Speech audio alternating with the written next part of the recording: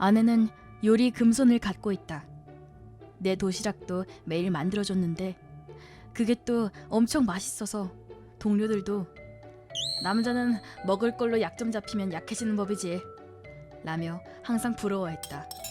우리 집은 아내의 뛰어난 음식 솜씨 덕분에 외식을 거의 하지 않았다.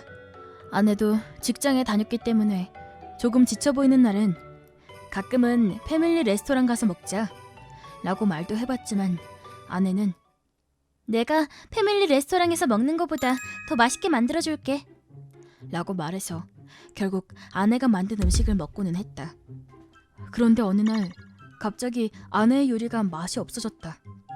맛이 없다기보다 평소랑 좀 다른데? 정도로 간이 싱거워진 정도였다. 못 먹을 정도는 아니었지만 아내의 요리는 그날 이후에도 계속 맛이 없었다. 평소엔 와구와구 잘 먹던 6살 아들도 간이 싱거워진 이후부터는 밤 양이 줄어버렸다. 나도 소금이나 간장을 뿌려 먹고 싶었지만 아내의 자존심이 상할까봐 그냥 참고 먹었다. 그리고 아내의 요리가 싱거워진 쯤부터 아내는 점차 말수가 줄더니 우울해 보이기까지 했다. 무슨 일 있어? 당신 요즘 들어 말도 잘 안 하고. 어? 그랬어? 아니야, 난 괜찮아. 나도 그 생각했어. 엄마 요즘 좀 이상해 보여. 아무 일도 없다니까. 난 괜찮으니까 걱정하지 마. 말은 그렇게 했지만 역시 아내는 어딘가 이상했다. 우리 앞에서는 밝은 척 행동했지만 부엌에서 혼자 집안일을 하고 있을 때면 자주 한숨을 쉬곤 했다. 간이 싱거워진 지도 일주일이 지났다. 나도 슬슬 한계가 왔고 아들도 밥보단 과자를 더 많이 먹게 되었다. 더는 안 되겠다 싶어서 아내에게 말을 꺼냈다. 살짝 간이 싱거운 것 같아 라고 말이다. 그러자 아내는 역시 그랬구나. 미안해. 지금까지 아무 말도 없길래 괜찮은 줄 알았어. 그렇게 말하고는 살짝 울상이 되었다. 나는 깜짝 놀라 바로 아니 저 싱겁게 먹으면 건강에도 좋고 다 좋은데 약간만 더 간을 하면 좀 더 좋지 않을까 해서 라고 덧붙였다. 그러자 아내는 다음날부터 음식의 간을 엄청 세게 하기 시작했다. 간이 싱겁다고 말한 건 나지만 아무리 그래도 이건 너무하다고 생각했다. 어때? 라고 아내가 물었다. 어제 울상을 짓던 아내였기에 더 이상 뭐라고 하기도 뭐해서 어제보다 더 맛있어 라고 말하자 다행이다 라고 말해서 조금 마음이 놓였다. 하지만 아내는 한 입도 먹지 않았다. 그 다음날 평소보다 늦게 퇴근했더니 아내와 아들이 먼저 저녁을 먹고 있었다.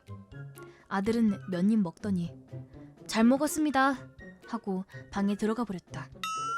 아내는 이렇게 많이 남기다니 라며 한숨을 쉬었지만 나는 한 입도 못 먹고 음식을 모두 뱉어버렸다. 이상하다 싶을 정도로 간이 강해서 도저히 먹을 수 없었던 것이다. 설탕과 간장이 너무 많이 들어가 있었다. 만들어준 아내에겐 미안하지만 이런 음식을 먹다가는 병에 걸릴 것 같아서 미안, 아무래도 이 음식은 못 먹겠어 라고 솔직히 말한 후 음식을 쓰레기통에 전부 버렸다. 아내의 눈엔 눈물이 그렁그렁 맺혀 있었다. 당신이 요즘 너무 피곤해서 그래. 너무 애쓰지 말고 가끔은 외식도 하자. 지금 아이도 배가 많이 고플 거야 라고 말하고 방에 있던 아들을 데리고 가족끼리 회전초밥을 먹으러 갔다. 아들은 맛있다! 고 말하며 와구와구 먹었다. 이렇게 맛있는 저녁밥은 거의 2주 만이었다. 하지만 아내는 한 입도 먹지 않았다. 입맛이 없어? 라고 묻자 안 먹을래 라고 말했다. 왜? 당신 초밥 좋아하잖아 라고 물으니 이라고 짧게 답할 뿐 대체 왜 저러는 건지 알 수가 없었다. 저기 당신 무슨 일 있지? 혼자서만 고민하지 말고 얘기해봐. 우린 가족이잖아. 라고 말하니 아내는 갑자기 눈물을 흘리며 나 암일지도 몰라 라고 말했다. 완전 예상 밖의 대답에 당황했다. 뭐? 뭐라고? 그게 무슨 말이야? 그게 사실은 아내의 이야기에 따르면 아내의 음식이 싱거워지기 시작한 2주 전쯤 아내는 입속에 경미한 통증을 느꼈다고 한다. 처음엔 충치가 생겼나 싶어 치과에 가봤지만 충치는 없었다. 그 이후 간이 강한 음식을 먹으면 엄청난 통증이 느껴졌고 간을 싱겁게 해서 먹으면 통증이 완화돼서 어느 정도 음식을 먹을 수 있었다. 나와 아들도 아무 말 없이 잘 먹어주길래 계속 요리의 간을 싱겁게 했던 것이다. 그런데 갑자기 내가 요리의 간이 싱겁다고 해서 간을 강하게 하려고 했지만 입안 통증 때문에 맛이 느껴지지 않았고 음식에 간을 보는 것조차 아파서 일단 소금과 설탕을 마구 넣어 만들었다고. 게다가 이 무렵에는 입안 통증이 절정이었다고 한다. 특히 혀의 통증이 느껴지기 시작할 때는 말도 못하게 되었고 잘 때도 통증으로 잠에 들지 못해 수면 부족에 시달렸다고 한다. 그때 마침 TV에선 어느 여자 연예인의 설암에 대한 뉴스가 나왔고 그 여자 연예인이 너무 입안이 아파서 라고 말한 이야기를 듣게 되었다. 그 방송을 보고 아내는 바로 인터넷에 설암에 대해 자세히 검색해봤다. 그리고 급하게 입안을 거울로 구석구석 확인한 후 인터넷에 나온 증상과 대조해본 결과 자신의 입 안에도 비슷한 증상이 있다는 것을 알게 되었다. 아내의 혀끝에 하얗고 작은 반점들이 나 있었고 통증의 원인이 이 반점 때문임을 알게 되었다. 그래서 아내는 자신이 암에 걸렸다고 생각해 우울했던 것이었다. 어차피 그거 그냥 구내염일 거야. 그냥 구내염이라고? 어떻게 그런 말을 할 수 있어? 그 구내염이 바로 암이라니까? 뭐? 그게 무슨 말이야? 구내염이 전부 암이 될 리 없잖아. 뭐? 당신이야말로 무슨 말 하는 거야? 구내염이 바로 종양이야. 뭐? 아내는 완벽하게 오해하고 있었다. 그래서 자세하게 구내염과 암의 차이를 설명해줬지만 아내는 받아들이지 않았고 이렇게 아픈데 이게 암이 아니라고? 됐어. 내일 병원에서 직접 물어보고 올게. 라며 왠지 화난 듯한 얼굴로 말했다. 하지만 다음날 집에 돌아오자마자 아내는 내게 사과를 했다. 미안해. 아내가 병원에서 진찰을 한 결과 구내염이네요. 항염증제 처방해드릴게요. 라고 말했고 진짜 그냥 구내염인가요? 항암 치료는 안 해도 되는 건가요? 라고 묻자 의사는 크게 웃었다. 그냥 구내염이에요. 그치만 이렇게 아픈걸요? 그렇게 많이 아파요? 지금까지 걸렸던 구내염이랑 비교도 안 될 정도로요? 아내는 드디어 무언가를 깨우친 사람처럼 근데 구내염이 뭐죠? 라고 물었다. 구내염의 정확한 원인은 알려져 있지 않지만 몸 상태가 나빠졌을 때 걸리기 쉬운 병이라고 알려져 있습니다. 예를 들면 피곤한 상태나 감기에 걸리기 전의 몸 상태요. 염증이기 때문에 암은 아닙니다. 혹시 구내염에 한 번도 걸려본 적이 없으신가요? 네, 한 번도 걸려본 적이 없어요. 며칠 전에 설암에 대한 뉴스를 봤는데 엄청난 통증을 동반하는 구내염 증상이고 그래서 제가 암인가 했어요. 암 일기 같은 거요. 그 말을 듣고 의사는 더욱 크게 웃었다고 한다. 나는 그 얘기가 너무 충격이었어. 29살이나 먹고 지금까지 한 번도 구내염에 걸려본 적이 없다니. 진짜 살면서 그런 사람 처음 봤다니까. 그 이후엔 약을 먹고 통증도 많이 줄어든 건지 다시 요리 금손이던 아내로 돌아왔다. 내가 암이라고 생각하니까 입맛도 없어지고 밥이 목으로 넘어가질 않더라고. 게다가 무서워서 잠 못 드는 날도 계속됐어. 항상 수면 부족 상태다 보니까 몸도 마음도 너무 지쳐 있었어. 그니까 오히려 더 구내염이 안 나왔던 거야. 라며 아내는 드디어 구내염을 이해하게 되었다. 그렇긴 해도 구내염이라 다행이야. 드물지만 뇌 종양으로 미각을 느끼는 부분에 이상이 생기기도 한다던데 그런 심각한 병이 아니라서 정말 다행이야. 지금 아내는 완전히 회복됐다. 이제 구내염은 지긋지긋하다며 피곤한 날엔 아내가 먼저 외식하자고 말하게 되었다. 난 한 물류기업의 자회사에서 근무하고 있는데 모 회사에 있는 부회장은 성격이 이상한 걸로 유명하다. 부사장의 아버지는 당시 모 회사의 사장이었고 부사장의 어머니는 우리 그룹 전체 회장을 맡고 있었다. 즉 가족 경영회사다.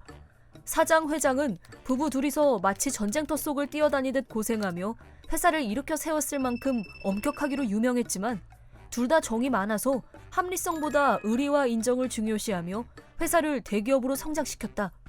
그렇게 본인들 힘으로 회사를 키운 유능한 사장과 회장에 비해 아들인 부사장은 능력도 평범하고 인정미도 없는 성격에다 이익만 추구하는 합리주의자라 주위로부터의 신뢰가 바닥이었다. 그리고 이게 만천하에 드러난 사건이 있었다. 한 번은 모 회사가 저지른 실수가 우리 자회사한테까지 영향을 끼친 적이 있었는데 덕분에 전 직원들이 총출동해서 주말 근무와 야근을 하게 되었다. 그때 주말 근무는 지금 생각하면 어떻게 했나 싶을 정도로 거의 한 달간이나 이어졌다. 그래도 직원들 대부분 딱히 불만 없이 주말 근무를 했었다. 주말 수당이 나오기도 했고 실수를 메꿀 수 있는 건 자회사 중에서도 우리밖에 없었기 때문에 다들 하나가 되어 모 회사를 살리자는 사명감 속에서 일을 했다. 하지만 그중 단 한 사람, 부사장만큼은 전혀 분위기 파악을 못했다. 어느 주말 출근날, 다들 일로 바쁜 와중이었다. 그런데 하루 중 제일 바쁜 시간대에 부사장이 내년에 대학 졸업 후 모 회사에서 근무할 예정이라는 자기 아들을 데려와서는 토요일엔 대학 수업이 없어서 말이야 라며 회사 견학을 시켰다. 아들은 그래도 얌전히 있었는데 부사장이 일일이 직원들을 붙잡고선 이건 땡땡이지? 저건 땡땡인가? 라며 질문 공세를 퍼부었다. 일 잘하는 멋진 아빠의 모습을 보여주고 싶다. 그런 느낌이 술술 풍겼다. 질문 공세가 귀찮기도 했고 심지어 질문 내용도 죄다 모 회사와 관련된 거라 어떻게 대답해야 할지 몰라 다들 벙쪄 있었다. 처음엔 네가 이래서 말단에 있는 거야 이렇게 비꼬더니 점점 진심으로 짜증을 내기 시작했다. 물론 우리들이 적당히 비위를 맞춰준 것도 잘못이었지만 부사장은 갑자기 니들 다 하던 거 멈추고 일어서! 라며 화를 냈다. 그리곤 우리를 한 줄로 쭉 줄을 세우더니 차례로 욕을 날렸다. 모 회사 실수 때문에 다들 고생하고 있다는 걸 잊어버린 건가? 라는 생각이 들 정도로 미친 듯이 화를 냈다. 아마 자기 아들 앞에서 잘난 모습을 보여주지 못한 게 마음에 들지 않았나 보다. 노력이 부족하다는 등 이런저런 말을 들었지만 다들 일일이 반박하기보단 그냥 빨리 끝내야겠다는 생각이었는지 그저 욕을 들으며 가만히 서 있었다. 현장엔 20명 정도 있었는데 그 20명에게 일일이 하등 쓸모없는 녀석들 이라든지 뭐하러 회사에 나온 거야? 라든지 월급 루팡! 이라는 등 잔뜩 욕을 하고서 그제서야 만족했는지 자리로 돌아가라고 했다. 그리곤 부사장은 아들에게 이런 멍청한 인간이 되면 안 된다. 뭐 넌 모 회사에 갈 테니까 걱정은 안 된다만. 라며 모두에게 들리게끔 얘기했다. 멍청한 말단 직원한테선 최대한 떨어지는 게 좋지. 라고도 했다. 그냥 무시하고 빨리 벗어나야겠다고 생각했던 직원들도 점점 화가 나기 시작했다. 다들 표정이 눈에 띄게 험악해져 있었다. 첨언하자면 우리 회사에 발주를 하는 곳이 많은 건 스펙 좋은 기술자가 많이 있기 때문이고 다들 무능함과는 거리가 아주 먼 사람들이다. 실력을 알기 때문에 사장님도 이번 일을 우리에게 맡긴 것이고 우리도 그 기대에 부응해왔다. 그렇기에 부사장의 말은 순 엉터리였다. 그래도 명색이 부사장인 사람 앞에서 대놓고 말대꾸를 할 수는 없어서 다들 그저 빨리 눈앞에서 사라지기를 빌었다. 그러자 그때까지 조용히 있던 아들이 갑자기 아빠 밑에서 일하면 이렇게 된다고? 일 잘해도 멍청이 취급받는다는 거잖아. 극혐이야. 취직 안 할래. 라며 무슨 바보 연기를 하는 듯한 말투로 소리를 지르기 시작했고 다들 놀란 눈으로 아들을 쳐다봤다. 그러자 그 시선에 기가 눌렸는지 회사 무서워. 집에 갈래. 라며 떼를 썼고 부사장은 당황한 얼굴로 아들을 데리고 나가버렸다. 아들의 첫인상은 그리 나쁘지 않았는데 다들 이상하게 여기며 한동안 멍하니 있었지만 곧 일이나 하자며 다시 업무에 집중하고 있자 잠시 뒤 아들이 사무실에 다시 돌아왔다. 저희 아버지가 폐를 끼쳐서 정말 죄송했습니다. 다들 주말도 반납하고 모회사를 위해서 일해주고 계시는데 가족회의 때 말해볼게요. 라며 정중히 인사를 하고는 떠나갔다.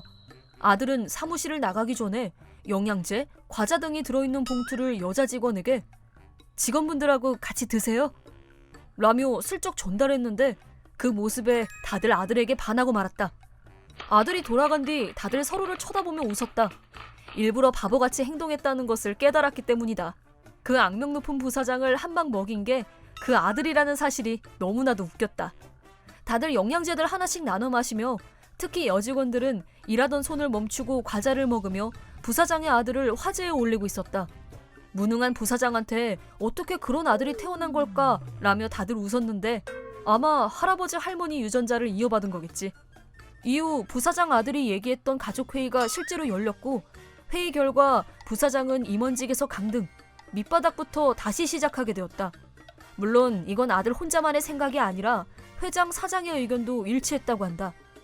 전부터 부사장의 도가 지나친 태도에 머리를 싸매고 있었는데 아들에게 회사를 물려주고 싶은 마음을 포기할 수 없어 부사장직을 내줬지만 능력도 평범하고 평판도 나쁜 걸 부정할 수가 없었다. 그래서 부사장의 아들에게 큰 기대를 걸고 있었고 적어도 손자가 회사를 상속할 수 있을 때까지만 자리를 지켜주길 바랬을 것이다. 이 회사는 예전부터 가족 경영이라서 그런 생각이 더 강했던 걸지도 모르겠다. 하지만 부사장의 아들은 결국 아빠처럼 되긴 싫다며 대학 졸업 후 다른 회사에 취직했다. 바보 같은 아버지 대신에 예의 바른 아들이 회사에 있어준다면 회사도 더 좋아질 텐데 라며 많은 직원들이 안타까워했다. 물론 사장, 회장도 예외는 아니었다. 오히려 누구보다 그렇게 생각하지 않았을까? 난 그 사건 이후 시골에 계신 엄마 몸 상태가 나빠져서 회사를 그만두고 고향으로 돌아왔다. 고향으로 돌아와서도 회사에 있는 동료와 가끔 연락을 하기도 했고 워낙 대기업이라 소문도 간간히 들려왔다. 결론부터 말하자면 부사장의 아들은 능력이 출중해서 다른 회사에서 높은 직책까지 올라갔지만 몇 년 뒤 사장, 회장의 요청을 받아들여 모회사로 이직했다고 한다. 자신이 다녔었던 회사에 애정이 있어서 처음에는 거절했지만 몇 번이고 둘에게 설득을 당한 끝에 그런 결정을 내린 것이다. 그리고 마침 회장도 건강이 나빠져서 회사의 존속에 대해 진심으로 고민했다고 한다. 이 이야기는 평소 회장과 친하던 청소부 아주머니가 사적인 자리에서 얘기하고 다녀서 밝혀진 것이다. 아들도 할머니가 무리하는 걸 보고 싶진 않았는지 모회사에 차기 사장으로 들어가서 회장이 휴식을 취하도록 한 것이다. 전 부사장은 지금이야말로 내가 복귀할 때야! 라는 말을 주변에 하고 다니는 듯 하지만 회장도 사장도 전혀 그럴 생각은 없다고 한다. 그렇게 실력이 출중한 아들은 모회사에 들어온 지 3년이라는 짧은 시간 만에 사장으로 취임했다. 그 나이치고는 빠른 감이 없지 않아 있지만 실력도 인품도 나무랄 곳이 없어서 반대하는 사람은 없었다고 한다. 한편 전 부사장은 직위를 박탈당한 이후에도 반성의 기미가 전혀 없다고 한다. 전 부사장이었다는 걸 내세워서 억지를 부리고 갑질을 해대며 회사에 눌러앉아있던 결과 사장이 된 아들에게 간부회의에서 제외당하고 말단지사로 좌천되었다고 한다. 한때 부사장이라는 직함을 달았던 게 자랑거리인 건 알겠지만 말단지사 좌천이 결정되자 자회사 직원들은 다들 축제 분위기였다. 마침내 부인에게도 버림받은 전 부사장은 혼자 지사 근처로 이사를 가서 매일 배송 작업이나 하고 있다고 한다. 다 자업자득이지 뭐. 예전에 약혼하고 예물까지 다 줬던 전 여친이 딴 남자와 내 자취방 침대에서 그 짓을 하고 있었다. 그날은 내가 출장에서 막 돌아온 날이었다. 출장은 원래 일주일로 예정돼 있었지만 좀 더 일이 빨리 끝나서 하루 일찍 돌아오게 되었다. 비행기의 전철까지 이동 시간만 6시간 가까이 걸렸기 때문에 집에 도착할 때쯤에는 완전히 녹초가 되어 있었다. 집에 도착한 나는 빨리 씻고 자야겠다는 생각에 현관에서 신발을 벗는데 아! 라는 야릇한 소리가 들려와 순간 가슴이 덜컥 내려앉았다. 이 소리는 설마... 대충 예상은 했지만 내 여친이 그럴 리 없다 믿으며 반신반의하는 마음으로 방안을 살짝 들여다봤다. 그러자 역시 그럴 리가 있었다. 여자친구는 알몸으로 남자 위에 올라타 발정난 앙캐처럼 열심히 허리를 돌리고 있었다. 좀 더, 라고 신음하는 모습에 속이 거북해져서 토할 것 같았고 엄청난 충격을 받았었다. 뭐가 제일 충격이었냐고? 나랑 할 때는 나 피곤해. 나 사실 하는 거 별로 안 좋아해. 라고 말하며 꼭 못각 같았던 그녀가 상간남 위에서는 땀을 뻘뻘 흘리며 그 짓을 하고 있던 것이었다. 요즘 정말 편리한 세상이잖아. 나는 핸드폰을 꺼내 바로 증거용 비디오를 찍기 시작했다. 10분 정도 지나자 그녀가 가장 큰 신음소리로 을 내뱉었고 이제 다 끝났구나 싶어서 네, 두 분 모두 수고하셨습니다 라고 말하며 방에 불을 켜고 들어갔다. 당연히 두 사람은 완전 깜놀했다. 그녀, 내가 돌아오는 날을 착각하고 있던 것 같았다. 멍청하긴. 착각이고 뭐고 예정보다 하루 일찍 돌아온 것뿐인데.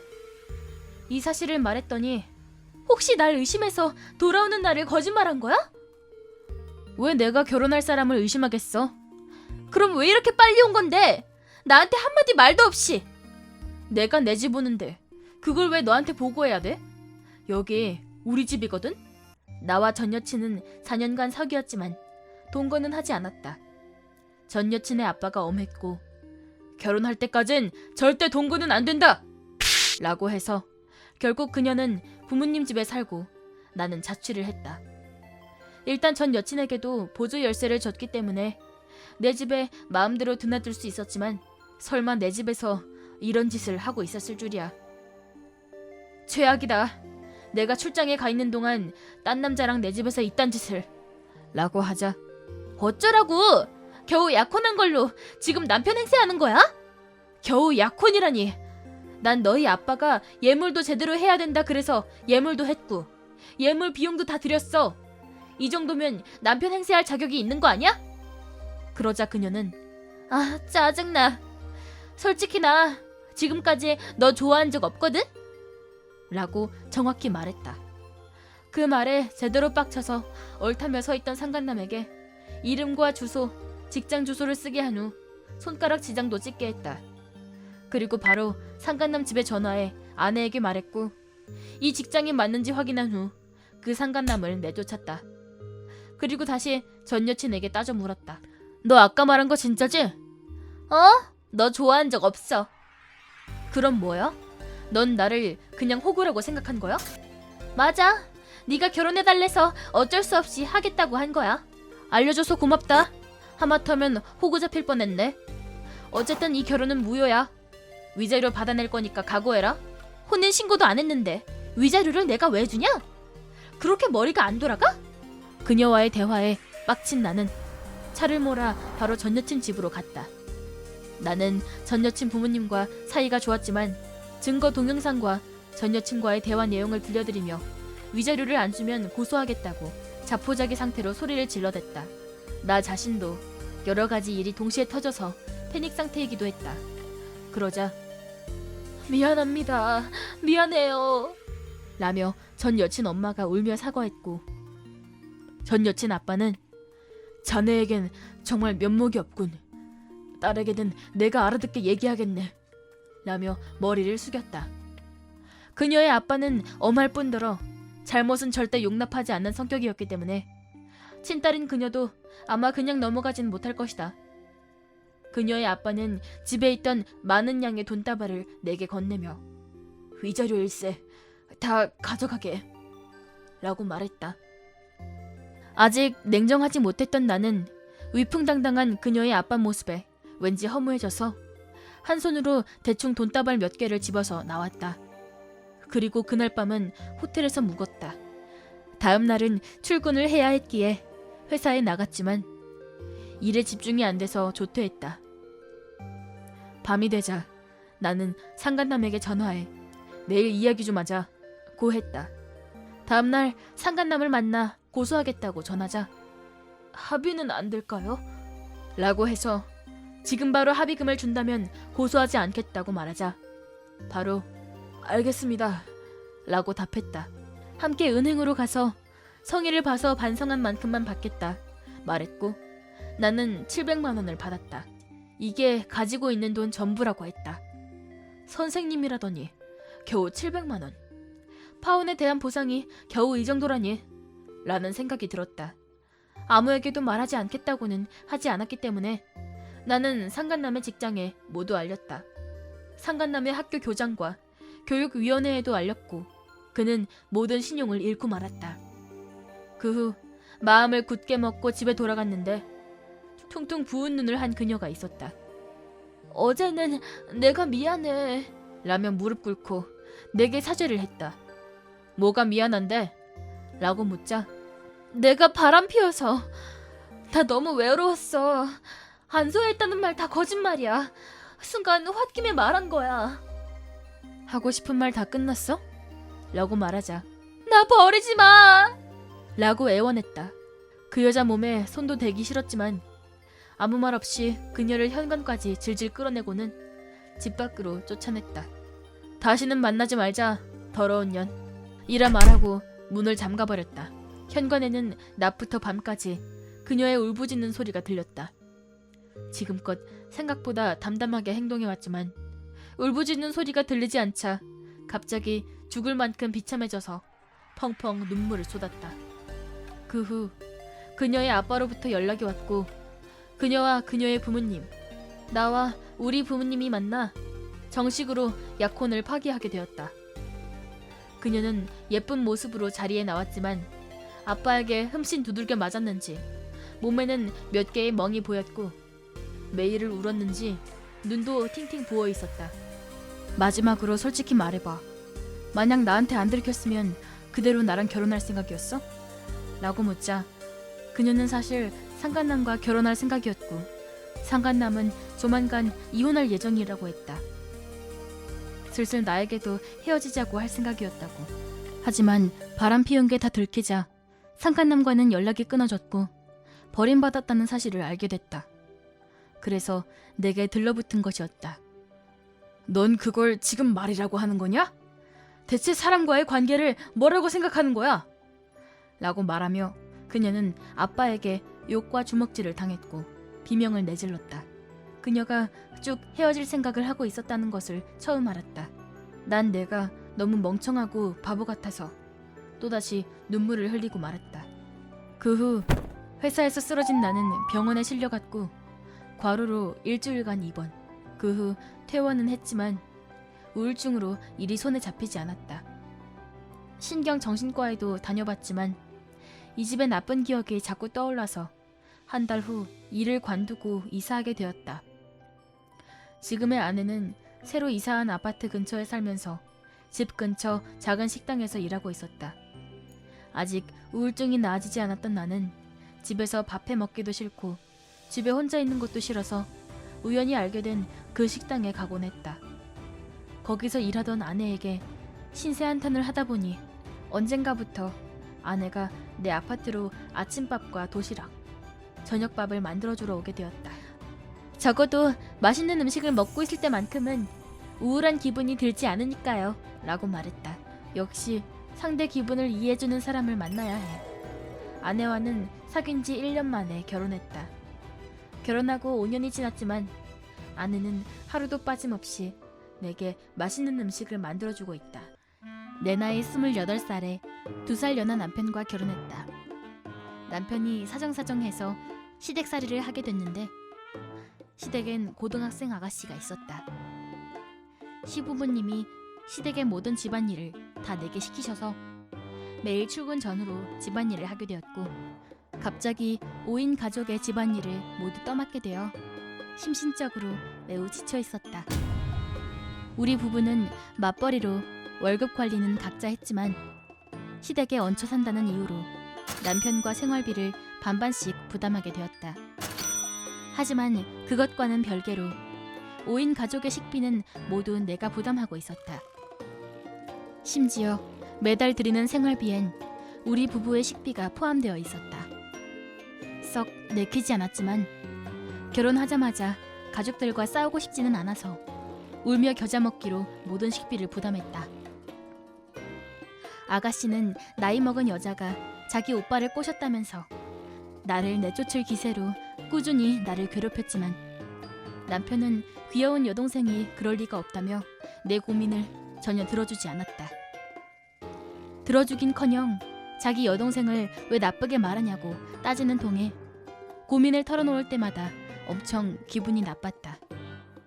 그래서 고민을 말할 수도 없었다. 분가를 생각하는 내게 남편은 한술 더 떠 매일 남편과 아가씨의 도시락까지 만들어달라고 했다. 참고로 시부모님은 항상 외식을 하셨다. 게다가 남편과 아가씨 모두 점심은 동료나 친구들과 함께 먹는 모양인지 다른 사람이 봐도 부끄럽지 않게 신경 써서 만들라고 강조했다. 퇴근해서 집에 오자마자 저녁 식사 준비와 설거지로 밤 늦게까지 집안일을 했고 또 아침이 되면 5시에 일어나 1시간 동안 두 사람의 도시락을 만든 후 또 아침밥을 차리느라 바쁜 일상이 계속되었다. 내가 무슨 말을 해도 남편은 시부모님과 아가씨 편만 들었기 때문에 나는 매일 착취당하는 시녀가 된 기분이었다. 그러던 어느 날 아가씨가 이제부턴 도시락을 매일 2개씩 가져가야 한다고 했다. 아가씨의 남자친구 몫인 듯했다. 도시락의 재료비도 전부 내 돈으로 사야 했다. 아무리 겸사겸사라지만 얼굴도 본 적 없는 사람의 도시락을 새벽부터 내 돈 들여 만들어야 한다니 스트레스는 점점 쌓여만 갔다. 이전보다 더 예쁘고 맛있는 도시락을 만들라면서 안 그럼 가만 안 두겠다고 내게 명령조로 말했다. 지금 생각해보면 시부모님과 남편도 항상 명령조였다. 나는 새벽 4시에 일어나 더욱 신경 써서 도시락을 만들었다. 이전에 평범한 도시락이 아닌 예행 연습 후 시험자까지 만들고서야 그날의 도시락이 완성됐다.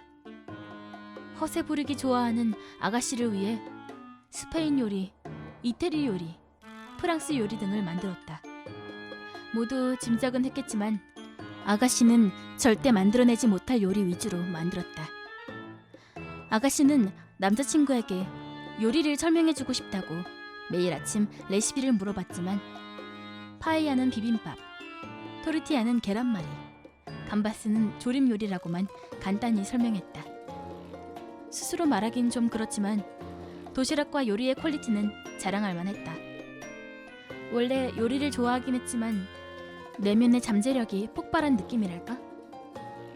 고등학생이 만들기엔 어려운 퀄리티의 도시락을 매일 들고 간 탓인지 남자친구는 정말 이게 아가씨가 만든 도시락인지 의문을 갖게 되었다고 한다. 물론 내가 다 계획한 거지. 요리의 이름을 말해주지 않는 한 아가씨도 검색해볼 수 없을 거고. 마침 근처에 사촌과 조카가 살고 있었다.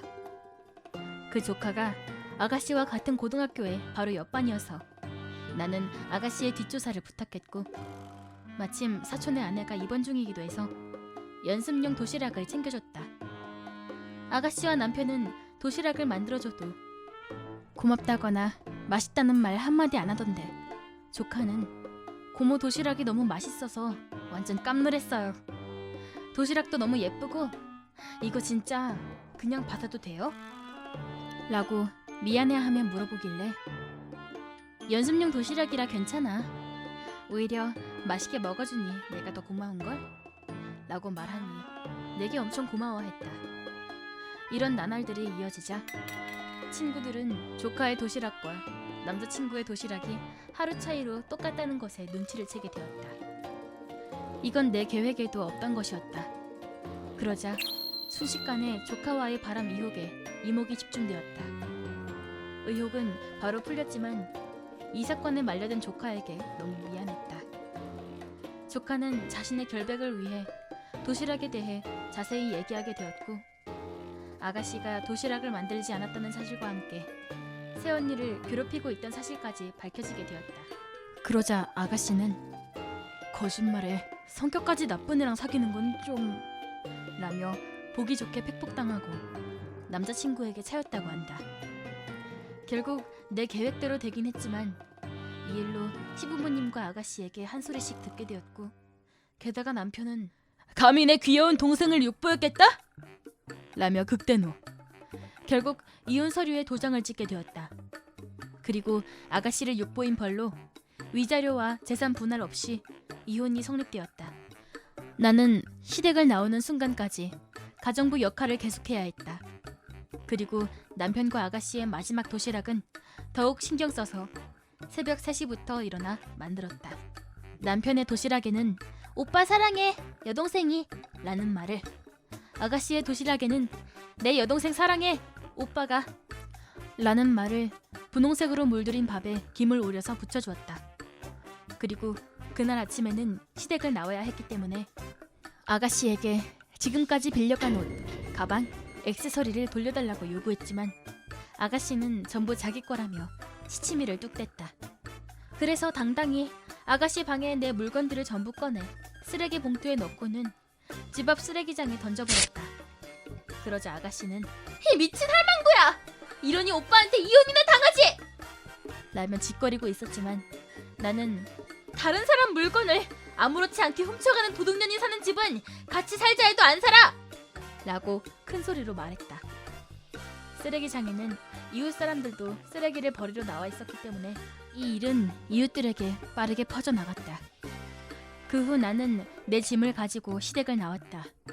이웃의 작별 인사도 할 겸 이혼 사유에 대한 이야기도 했는데 모두 나를 매우 안쓰러워해 주셨다.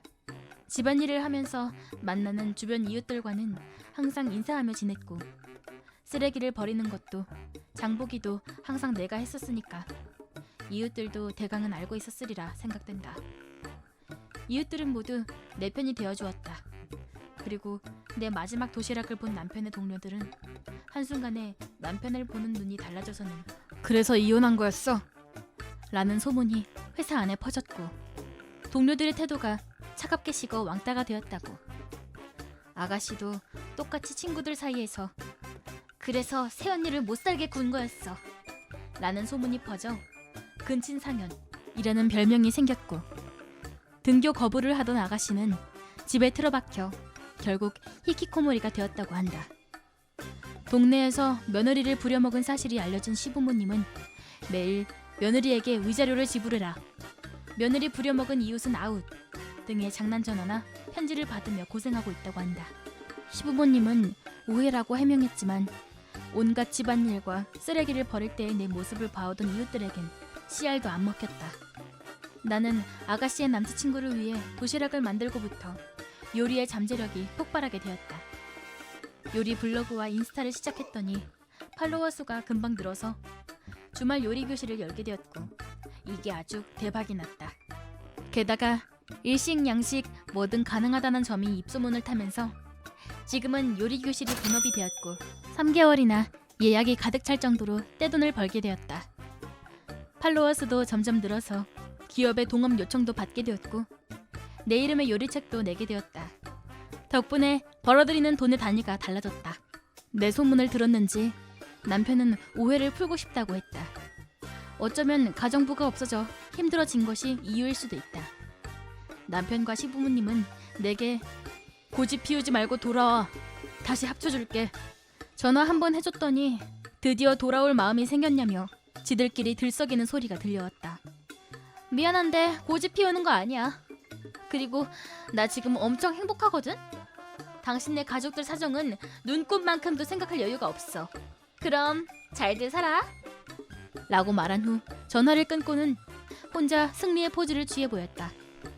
그 후 시댁 근처에 사는 이웃과 우연히 만났을 때 알게 된 사실인데, 아가씨는 지금도 히키코모리로 지내고 있고 전 남편은 일을 그만뒀으며 시댁에는 망조의 기운이 맴돌고 있다고 한다. 이 사건은 병원에서 집으로 돌아가는 길에 일어났다. 나는 약국에서 약을 받아 나오는 길이었다. 그러자 조금 떨어진 곳에 있던 여자가 갑자기 자전거를 엄청난 속도로 몰아서 내 쪽을 향했다. 부딪힐 것 같은데? 라고 생각한 순간 여자는 내 손에 있던 약봉지를 획 낚아챘다. 너무 갑작스러운 일로 놀란 나머지 나는 그 자리에 멍하게 서 있을 뿐이었다. 범인은 5살 정도의 남자애를 자전거 뒤에 태운 아기 엄마였다. 귀중품을 도둑맞은 건 아니어서 굳이 쫓아가서 다시 뺏어올 생각은 없었지만 약을 훔쳐서 뭐에 쓰려고 그러지? 라는 의문을 가진 채 떠나가는 도둑의 뒷모습을 바라보고 있었다. 자전거에 타고 있던 남자아이가 마스크를 하고 있던 것으로 보아 혹시 아이에게 감기약을 먹이려고 그랬나 싶었다. 잠깐만요! 그 약은... 이렇게 바로 불러봤지만 그 도둑은 순식간에 모습을 감춰버렸다. 어쩌지? 저 약은... 그렇다. 그 약은 항우울제와 수면제였다. 나는 1년 전 집에서 78세의 할머니를 간병했었다. 할머니는 근육 통증을 동반한 마비로 인해 서서히 전신이 굳어 움직일 수 없게 되는 병에 걸려버렸다. 병원에서는 얼마 못 살 거라고 했었다. 할머니는 전신에 마비 증상이 오기 전까지 되도록 집에 있고 싶다고 했다. 어차피 그 기간도 오래가지 않을 거라 생각했기 때문에 당시 간호계통에서 일하고 있던 나는 휴직계를 내고 내가 간병하겠다고 나서게 되었다.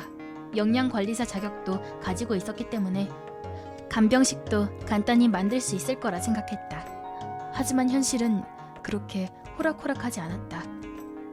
할머니는 근육에 통증이 올 때면 새벽에도 나를 깨웠다. 다리가 아파. 좀 주물러봐. 그래서 시킨 대로 주물러 드렸지만 이미 마비 증상이 온 근육에는 감각이 없었기 때문에 내가 힘을 줘서 주물러도 빨리 주무르라니까 뭘 멀뚱히 보고만 있는 거야? 라며 혼이 나기 일쑤였다. 생각처럼 몸이 움직여주지 않자 할머니는 점점 초조해하며 성격도 예민해졌다.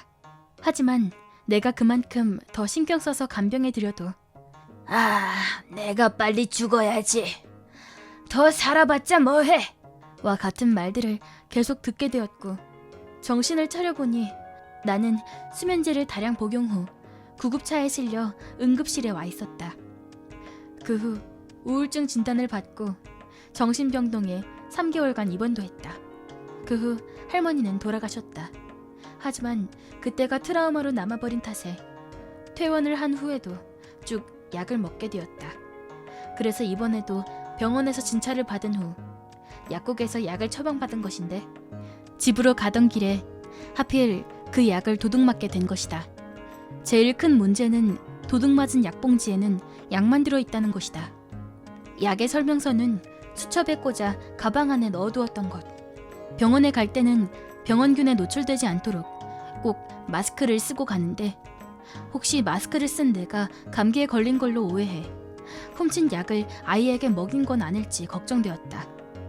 내가 그때 복용하고 있던 약은 효과가 아주 좋았지만 입마름, 어지러움, 순환기계에 영향을 가져오는 부작용도 있었기 때문에 잘못 먹으면 아이가 위험해질 수 있었다. 그래서 혹시나 하는 마음에 병원과 약국에 이 일을 알렸다.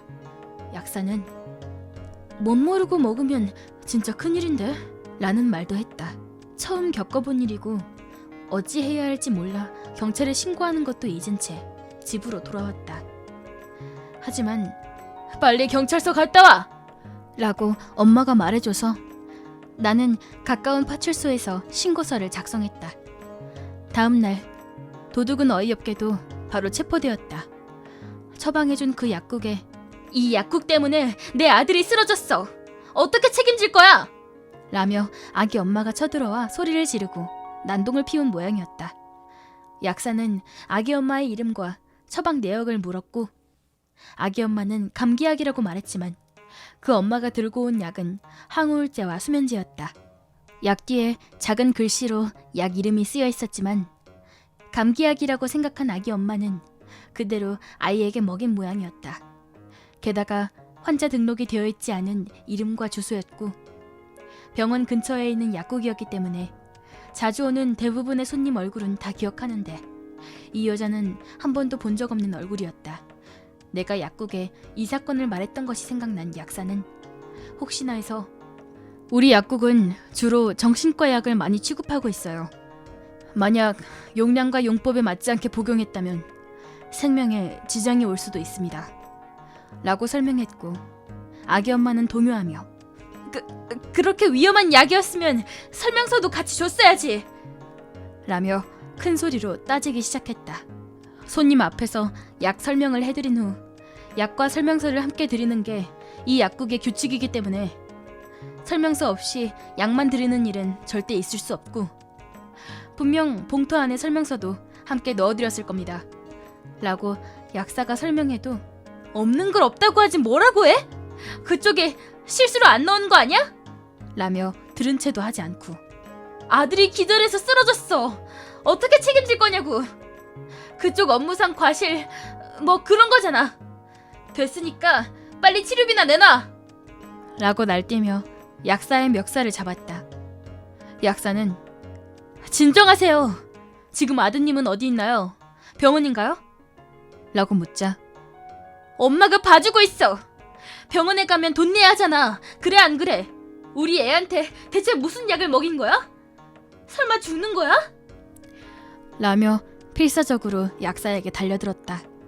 약을 얼마나 먹었는지는 모르겠지만 일단 아드님을 병원에 데려가세요.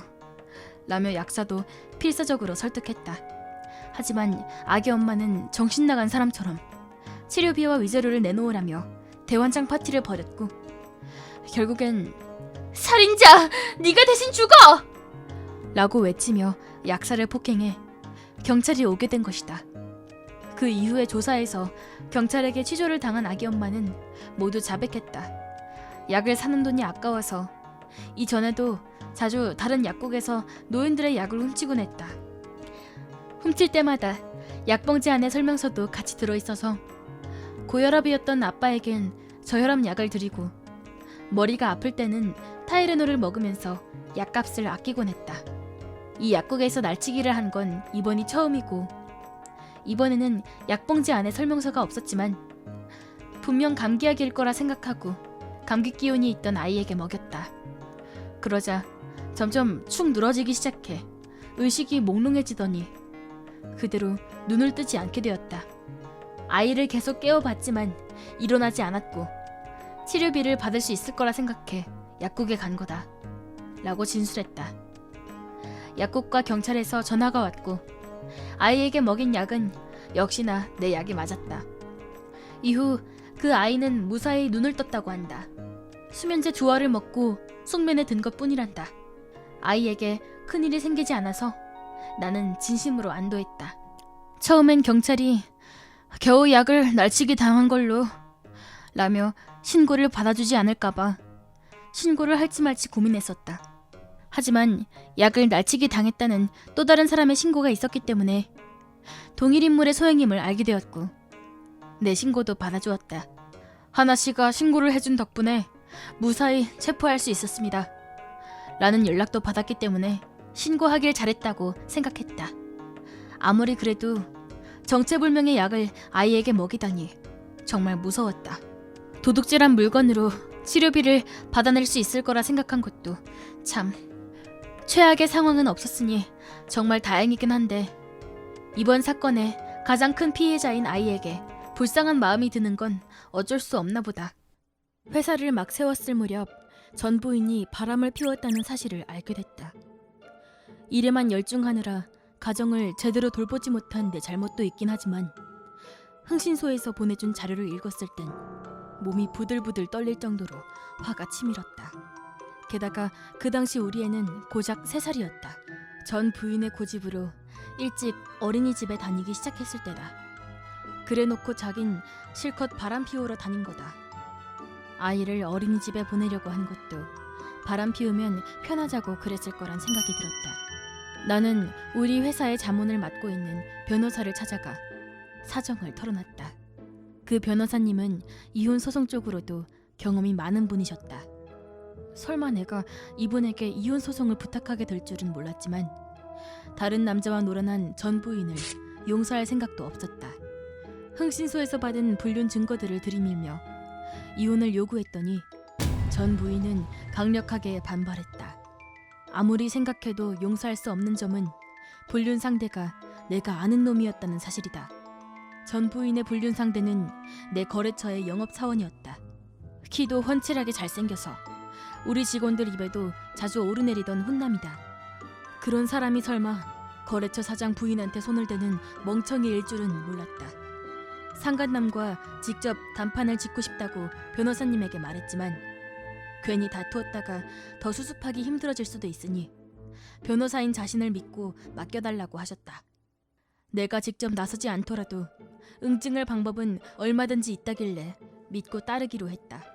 변호사님은 흥신소에서 얻은 자세한 불륜 증거를 상간남네 집, 회사, 그리고 전 부인의 친정으로 보낸 뒤 직접 방문해 사정을 설명했다.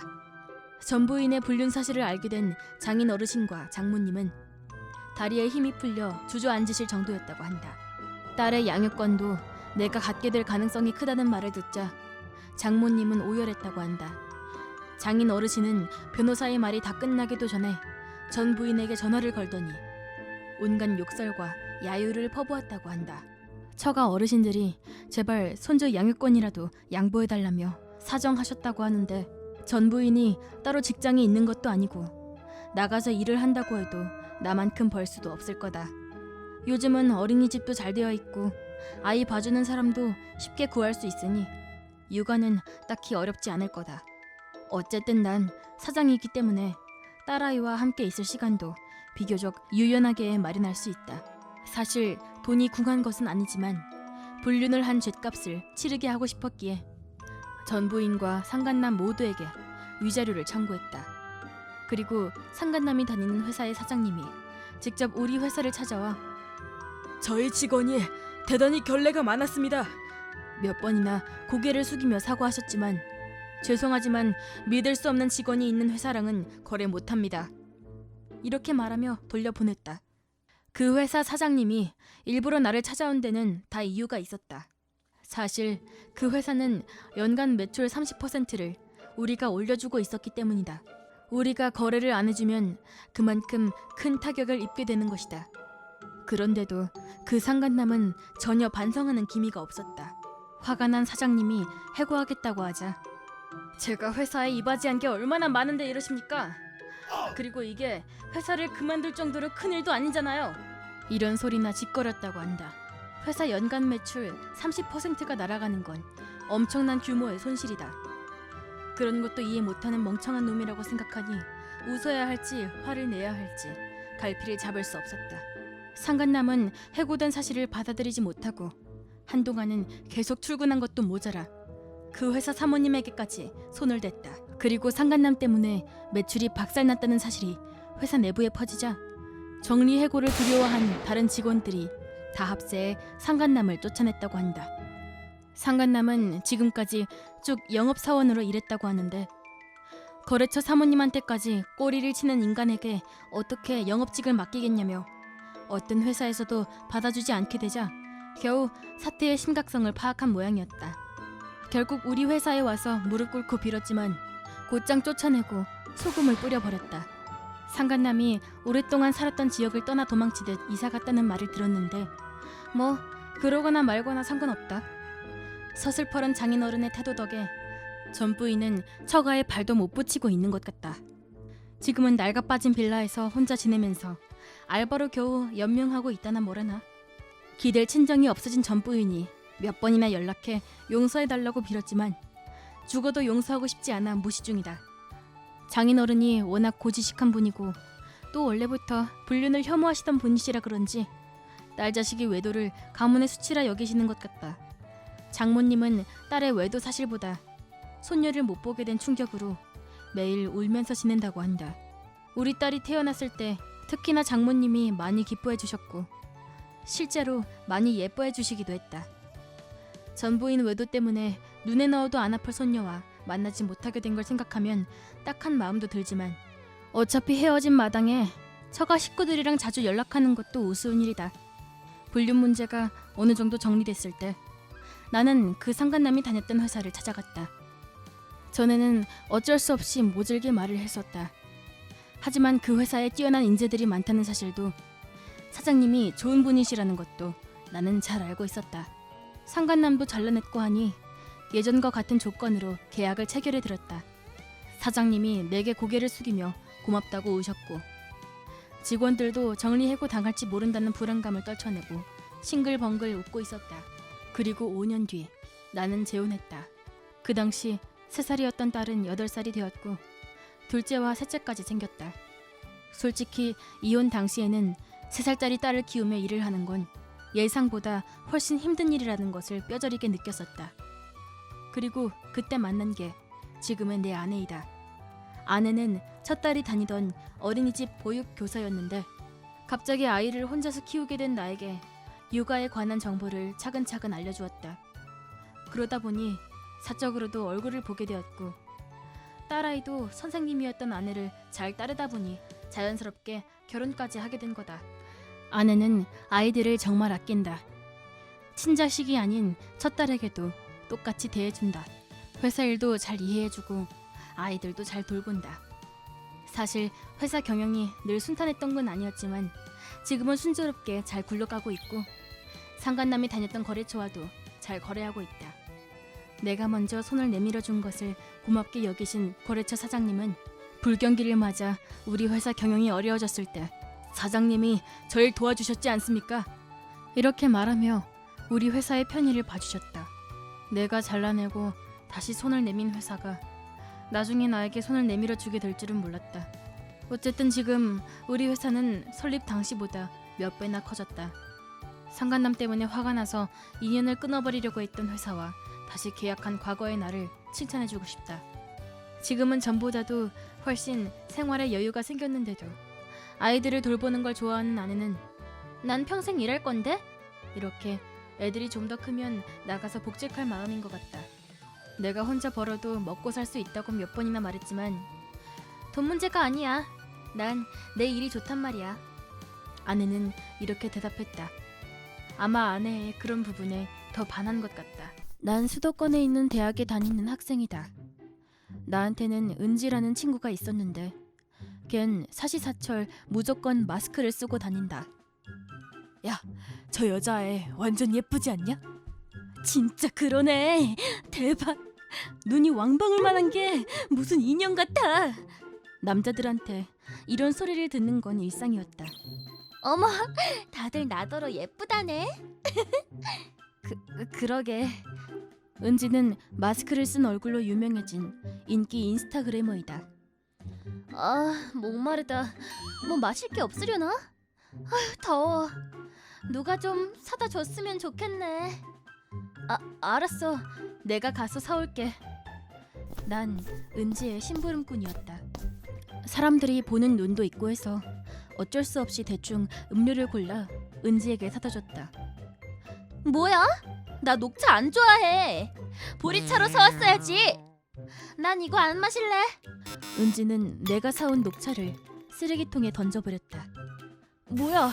사다 달래서 일부러 사왔건만. 뭐? 나한테 뭐 불만이라도 있어? 지수 너 말이야. 요즘 눈에 뵈는 게 없지? 내가 어울려준 덕에 너도 대우받는 거잖아. 너도 알잖아. 나 유명 인스타그래머야. 나 없이 혼자 다니면 누가 널 알아주기나 할 것 같니? 은지와는 고등학교 때부터 친구로 지냈다. 같은 대학에 붙은 걸 알았을 때는 눈물이 날 정도로 기뻤다. 하지만 인스타로 유명해진 뒤 은지는 변해버렸다. 마치 여왕이라도 된 듯이 나를 부려먹는다. 은지보다 나은 점이 하나도 없는 나는 따를 수밖에 없었다. 다른 친구들이 지수야, 오늘 학식에 치킨 나온대. 같이 먹으러 가자 라고 권해줘도 지수는 학식 같은 거 안 먹어. 나랑 둘이 옥상에서 먹을 거야. 아, 그렇구나. 미안. 이렇게 은지가 멋대로 거절을 해버렸다. 은지가 한사코 학식을 안 먹으려고 하는 데엔 다 이유가 있었다. 사실 은지는 마스크 미녀일 뿐 마스크를 벗으면 빈말로라도 예쁘다고 할 수 없는 얼굴이다. 학식을 먹으려고 마스크를 벗게 되면 다른 학우들에게 못생긴 게 들통나게 되니 점심은 항상 인적이 드문 옥상에서 먹었다. 어쩔 수 없이 나도 옥상에서 점심을 먹어야 했다. 그러던 어느 날 한 남자 무리가 우리에게 말을 걸었다. 저거 은지 아니야? 은지 맞네. 은지는 누가 온 걸 알자마자 바로 마스크를 썼다. 그리고 거기엔 준우가 있었다. 깜짝이야. 옥상엔 웬일이야? 그냥 올라오고 싶어서. 탁 트여 있으니 좋네. 앞으론 여기서 점심 먹을까봐. 아, 그럼 좋지. 그럼 또 보자. 준우는 언제 봐도 멋지다. 아니, 근데 앞으로는 매일 여기서 밥 먹겠다는 거지? 일을 어쩌면 좋지? 입학식 때 준우를 보고 한눈에 반한 은지는 준우만 보면 정신을 못 차린다. 그냥 마스크 벗은 얼굴도 공개하면 안 돼? 그럼 이렇게 불편할 일 없잖아. 뭔 소리야? 그건 절대 안 돼. 뭐 마스크를 벗으면 거의 딴 사람이 되어버리니까 싫은 것도 납득이 간다만. 아무튼 얼마 후 말도 안 되는 사건이 우릴 기다리고 있었다. 은지가 나를 집으로 불렀다. 맨날 그렇듯이 또 잡일을 시키려고 하겠지. 과자랑 마스크를 챙겨서 은지네 집을 찾아갔는데 너 왜 이제 와? 하여간 두뇌 터져서는. 미안. 지금부터 인스타 라이브를 할 거야. 당연히 네 얼굴도 공개할 거다. 내 얼굴은 왜? 그걸 몰라서 물어? 너처럼 평범한 애가 옆에 있어야 내 얼굴이 더 돋보일 거 아니야? 저기 아무리 그래도 말을 그렇게 하는 건. 뭐? 내가 뭐 틀린 말이라도 했니? 아, 됐고 빨리 준비나 해. 못생긴 들러리 씨. 못생긴 남자들 혼자 상대하는 건 피곤하단 말이야. 내가 뚱한 얼굴로 인방을 준비하는 동안 은지는 여왕님처럼 앉아서 놀고 있었다. 그 순간 나는 깨달았다. 야, 잠깐만. 인스타 라이브 벌써 시작된 거 아니야? 뭐? 어머, 정말 시작됐네? 야, 빨리 마스크 가져와. 이게 대체 무슨 짓이야? 기가 차서 원? 뭐야, 내가 뭘 어쨌다고. 이렇게 은지의 진짜 얼굴과 더러운 성격이 인스타 라이브를 통해 만천하에 드러나게 된 거다. 그리고 다음날 라이브 방송 내용이 학교 전체로 퍼져나갔다. 그만큼 은지의 인스타는 인기가 많았다. 시청자가 많은 게 오히려 독이 되었다. 친구 몇 명이나 나를 찾아와 사실 여부를 확인했다.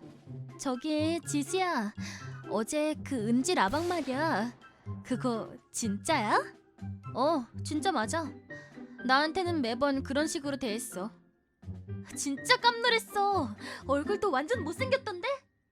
라이브 방송 내용 때문에 학교 전체가 시끌시끌해.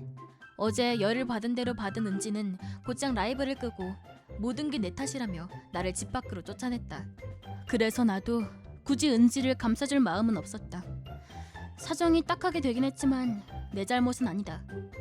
그날 여러 친구들이 나에게 말을 걸어왔다. 인스타로 본 은지의 본 모습에 다들 적잖이 놀란 눈치였다. 그날 수업이 끝난 후 은지가 나를 옥상으로 불러냈다. 듣자 하니 오늘 하루 종일 옥상에 틀어박혀 있었다고 한다. 야, 너 이거 어떻게 책임질 거야? 이게 다 너 때문이잖아. 이게 왜 내 탓이야? 난 그냥 라방 준비하느라 청소하고 있었을 뿐이잖아. 토달지 마. 너 때문이라면 너 때문인 줄 알라고. 내가 그런 게 아닌데 은지는 또 내 탓이라며 길길이 날뛰었다. 그리고 그 자리에 준우가 나타났다.